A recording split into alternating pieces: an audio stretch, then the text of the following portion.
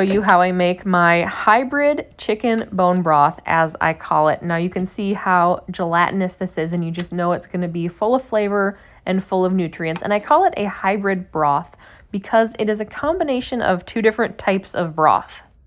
And doing it this way really gets you the best of all worlds. It combines a really flavorful, lighter chicken stock or like a chicken meat stock with a more nutrient-rich bone broth. So you get tons of flavor and tons of nutrients in one broth. This is the stuff that I always keep on hand. I am never without at least 1 or 2 quarts of this in my freezer. I try to keep a constant supply. It is what I use to make any soup that calls for chicken broth or chicken stock. And while there are a couple steps to making this broth, the good news is that it's actually really simple and really easy. So if you've never made broth before, or maybe the broth that you've made has not lived up to your expectations or not been as gelatinous as you wanted it to be, I think you're really gonna like this method. All right, for round 1 of broth making, we're gonna make the classic chicken broth part of this first, and you will need a whole chicken. It can be whole like this, or it can be cut up. If you don't have a whole chicken, you can also use like 3 pounds of chicken thighs. The important part is that they have bones and skin.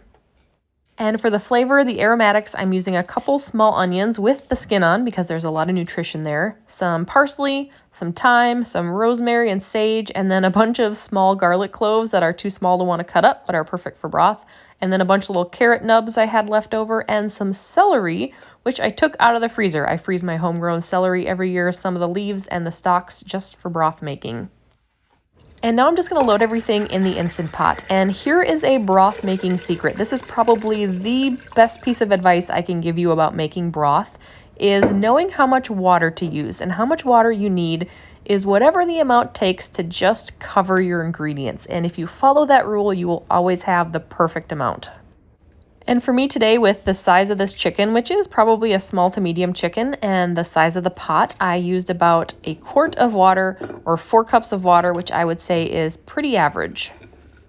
It's worth mentioning that yes, I am using an Instant Pot to make broth, which I love. It's my favorite way to make broth, but if you don't have one or you don't like using one, you can definitely adapt these instructions and this idea to a stovetop or even a slow cooker. And then the last step before I turn this on is I just want to make sure all of this stuff is submerged under the water. So I'm just going to kind of shove it down wherever I can. I also wanted to mention I'm not adding any salt here. I just, as a rule, never salt my broth because I'm always using it in soup, and I'd rather just adjust the saltiness of the soup instead. And now for this part of the broth making, we want to end up with 2 things when we're done. We want to have really classic, beautiful chicken broth, and we want to have usable chicken meat. And for that reason, I don't want to cook this for too long because I don't want to totally annihilate the chicken and take all of its flavor away. I want it to be delicious and juicy when we're done. So I'm going to set this for high pressure and cook it for about 30 minutes. Actually, I'm going to do 35 today because my chicken was just a hair frozen. When it's done, you can release the steam manually or you can let it come down naturally, whichever you want. It really doesn't matter. I usually like to release it though because I am anxious to move on to the second step of broth making. I like to let this cool just a little bit so it's not so dangerously hot when I go to strain it. And first I pulled out the chicken and I set that aside, and then I like to use a mesh strainer over a metal bowl to collect the broth, and I just strained out what was left in the pot. So all of the veggies and herbs and all of that. And these are spent. These have given all that they have to give already. I'm not going to reuse them. You can eat them or you can toss them. Now I'm going to deconstruct the chicken, and my goal is to basically separate the meat from everything else. So I'm going to take off the skin, I'm going to pull the meat from the bones, and then I'm going to take everything that I don't intend to eat, so basically anything that's not just straight up chicken meat, and I'm going to put it back in the Instant Pot. The important part is if you're not going to eat it, get it back into that pot and get some more nutrients out of it. The one thing that I always make sure to watch for is that on some of the bones, I think it's mostly like the drumsticks and the leg bones and the thigh bones, is that there's little like cartilaginous caps on the ends of them. Make sure that you get those back into the pot because that's got all of that good collagen that you're looking for. Of course, this whole carcass goes back into the pot after I've picked off all of the chicken that I reasonably can. And then with the chicken meat, you can use it however you would use like a typically roasted chicken. I obviously use it for chicken soup. Makes really good chicken salad, chicken nachos. It's really versatile. Now on to the second part of broth making, where we try to extract every drop of nutrients we can from these chicken bones. Yes, I'm using chicken feet. I'm also using the bones and skin from 2 whole chickens, the one you saw me pull apart, plus an additional one I had in the freezer because I always save any chicken bone that crosses my kitchen. And I don't want you to be scared of chicken feet. Yes, they look gross, but they are broth making gold. I promise. They are the secret to making a really rich, gelatinous broth. I keep a bag of them in my freezer at all times. Thankfully, I have a local natural food store that carries them, but you can also find them at places like a butcher, a Mexican grocery store, or even online. Just like the first part of broth making, I am going to add water until my ingredients are just barely covered. Actually, I'm going to go a little bit shy on this one because some of my chicken and my chicken feet are a bit frozen, and that is causing them to stick up instead of nestle into the liquid, but they will once they start to thaw and warm. And I used about 2 quarts of water this round, which I would say is pretty typical. I'm just going to help everything out here by shoving it underneath the liquid. And if you really can't do the feet, like if you can't find them or you just refuse, you can use chicken backs instead. That would be like the spine of a chicken, which also has a lot of little joints in it and a lot of collagen as well. Lid goes on, and just like before, we're going to cook this on high pressure, except for this time, we're going to cook it for a lot longer than we did the first time. My Instant Pot goes up to 2 hours, so that's what I'm going to set it for.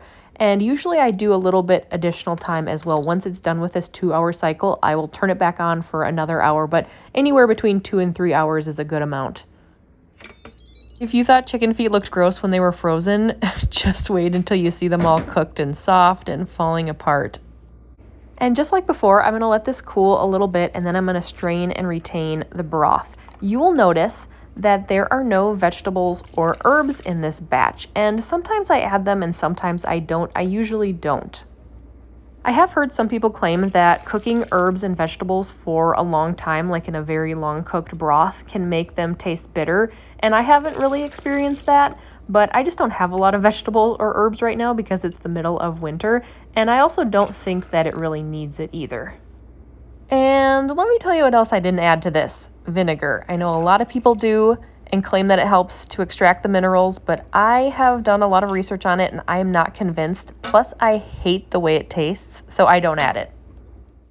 I wanted to show you the difference between the 2 broths because it's absolutely amazing how different they really are. This one over on the right is the first one I made with the whole chicken and the herbs, and it's very clear and lovely. And then this one on the left is the one with all the bones and the feet. And you can actually see the collagen in there and see how rich that is. And I typically don't keep them separate like this. I usually, once the second broth is done, pour it right into the first broth, but I do think that it's really cool to see the difference. Naturally, the next step, if you didn't do this already, is to pour them together, creating one very delicious, very nutrient-rich hybrid chicken bone broth. Now this will go into the fridge to cool overnight. Broth is chilled, all the fat has risen to the top, and it's gelatinous and jiggly. And if you didn't know this, because maybe you've never made homemade broth before, if it's gelatinous like this when it's cold, it will liquefy once it's warm. So don't worry, your soup is not going to be like a gelatin soup. It will turn liquid again. The nice thing about cooling your broth is that all of the fat rises to the top, and then you get to decide what you want to do with it and how much you want to keep. Fat does have a lot of flavor in it, so I definitely want to keep some. However, this is quite a bit of fat, and I know that this is way more than I'm going to want in a soup, so I'm going to start by scraping. Actually, I'm going to scrape all of it off and then selectively add it back to the containers once I have the broth in containers for the freezer. And it's really beautiful chicken fat. Just because you don't put it back into your broth and into your soup doesn't mean it has to go to waste. You can save this and you can use it to saute potatoes or vegetables or sear other meats in. It's really quite lovely and adds that great chickeny chicken soup flavor to whatever you cook in it. I like to freeze my broth. That's my favorite way to preserve it, and these are by far my favorite containers for doing that. This is the 1 quart size, which is the size that I typically freeze broth in. All right, I'm going to dig in. This is by far my favorite part of broth making. I could already tell this one is going to be amazing, and it is. Look at that. Look at how gelatinous that is and how lovely that is. That is what you want in a broth. I can tell you from quite a bit of experience that there are not a lot of culinary endeavors more satisfying than creating a beautiful broth like this. How much broth you get really depends on a lot of things, like how much water you used, how big your chicken was, how many bones you had. So everybody's will be a little bit different. I can say though that when I make it exactly like I've showed you here, I typically get about 4 quarts. And that is what this made. I actually snuck and stole a quart fresh after I made it because I needed it for soup that night. But 4 quarts is what I typically get. The last step before I put these into the freezer is to add some of the fat back. And I like to do it like this because I can control how much and I can evenly distribute it between the containers. So I'm adding back, I would say anywhere between 1 to 2 teaspoons of fat per quart of broth. And that is how I make my chicken broth. Let me know if you have any questions, and if you found this video helpful, I would love it if you could give it a thumbs up, and make sure to subscribe to my channel so that you are the first to know whenever a new video is posted.